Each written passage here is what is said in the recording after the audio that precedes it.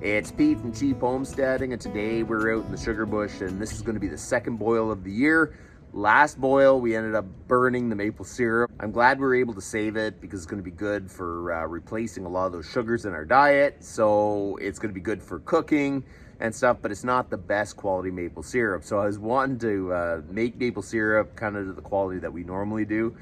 So this batch hopefully will be about 25 liters. You never know till it's boiled, but that's what it should be. We're gonna have to cut a little wood because we're running low on wood, and I have about another 250 liters of sap to put in the back pan, and then all the sap is actually in the pans. That actually speeds up the process a lot. When all your sap is in the pans, you're not adding cold sap anymore. It just kind of rolls through, as long as you keep the fire up. So that's what we're gonna do today. We'll be finishing up the second boil of the season. So the second boil is going good. The fire went down a little bit. We are getting it going again. It is just starting to boil. The back pan is actually really quite hot. So we calculated how much sap that we could run through the pan in a reasonable amount of time, and that's 1,000 liters. I am 200 liters shy of that. I'm gonna pull them from the pails that are around. We are not gonna go over 200 liters because I wanna be able to finish this. I don't wanna mess this one up too. So we're only gonna add 200 more liters or 250 more liters to this pan. And then all the sap is actually in the pan. So we're gonna go around and pick up some more sap. Then we'll cut some more wood and keep going. Okay, so I haven't picked up any of the sap from any of these pails, so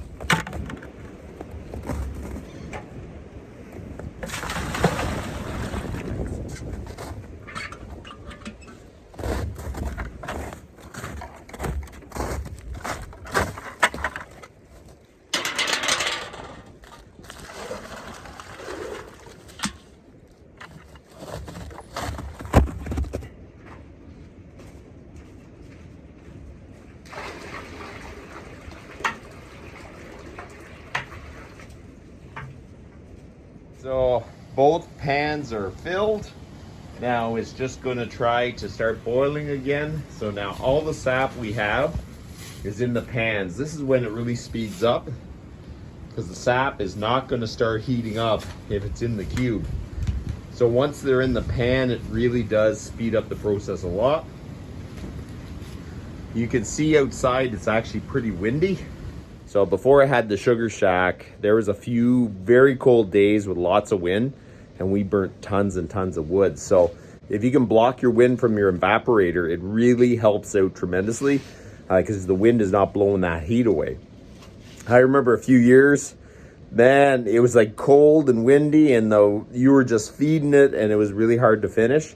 So that is why, because you're losing all your heat. So now that it's closed in and I kind of have the sugar shack closed in, it really does speed up the process. This is basically what we're down to. So this will be enough to feed the stove one more time. And then we definitely got to go out and cut a little bit of firewood. I only probably need, I don't know, about 20 more fairly good sized sticks of wood, and we are done for sure. It really doesn't take much to actually boil the sap. It's surprisingly, it doesn't take that much wood, especially the way that it's all closed in, and that wall keeps the cold air from blowing the heat away from the pan. That has a big effect on it for sure. If you can close in the area just even a little bit, it really does cut down on the time it takes to boil.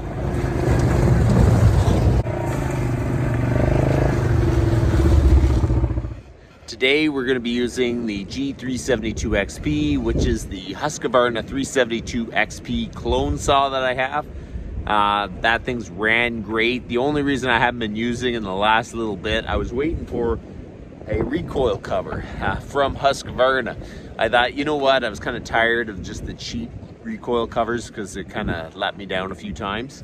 The saw itself has been great, but the recoil cover and some plastic pieces. So I decided I'm going to order one from Husqvarna, and it took 2 months to get in. 2 months to get a recoil cover.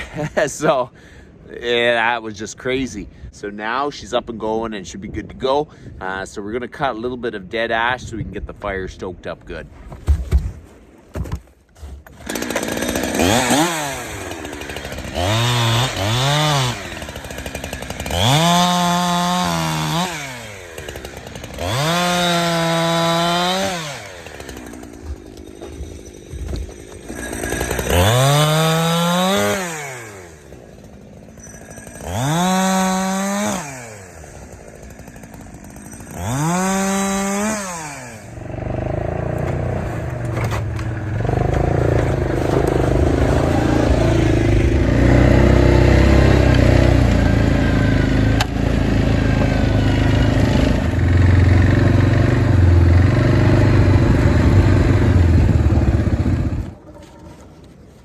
One thing I like to find are these cedars. You can't use them all to burn, but when you find them, when you need to get the fire to just have a quick flare, some quick heat, throw a bunch of these in and it just goes like crazy.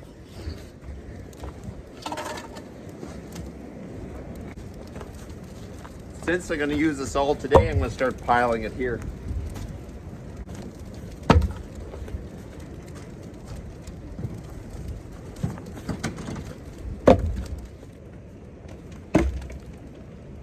Those cedar posts really got it rolling. A better skim of it. This is what you want, a heavy boil. I don't know if you can see it. That's when a lot of moisture is coming off the sap.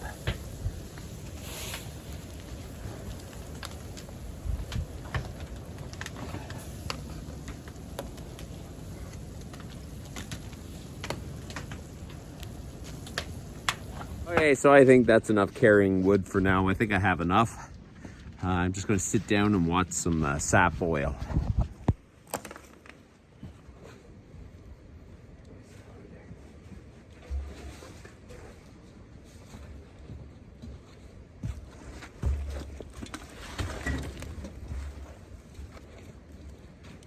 It is about 1:30 right now. I feel like it's about 2 more hours to be finished, or close to it anyway. So the second boil is going very well. I love ending the boil in the daylight. It's so much nicer. Today's an absolutely beautiful day. Next week is going to be in the 20s. So I pretty much think the maple season is done, and we boiled all the sap that we have, so we should be good to go. We're just going to keep boiling this, and probably in the next couple hours we're going to be done.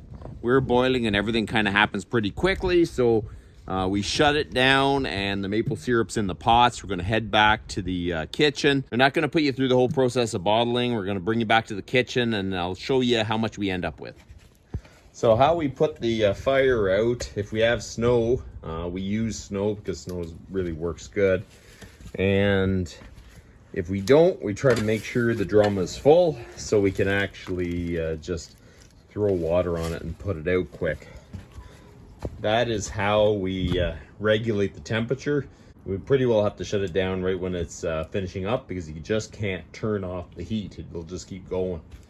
I'm going to throw a little more snow where that smoke's coming out, and we're going to head back to the house and start bottling. Okay, so another year is done. We can shut the chimney.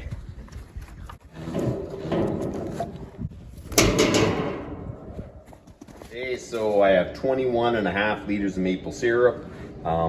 Most of these are exactly 1 liter. There is one here that's a smaller one. You know the ones they use for like sauces and that you buy. It's a hair smaller.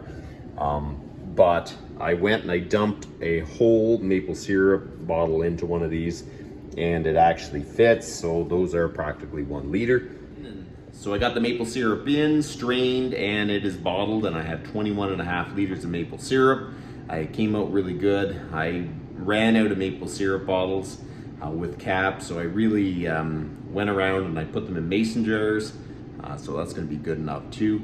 Maybe next year I'll try to track down some more maple syrup bottles, but so I was pretty happy with that. It came out good. It always takes a little bit of time to bottle it, but I'm done. I'm going to run back, take a look at the sugar shack, make sure everything's good, clean up a bit, but that's about enough for today. You guys have a good one.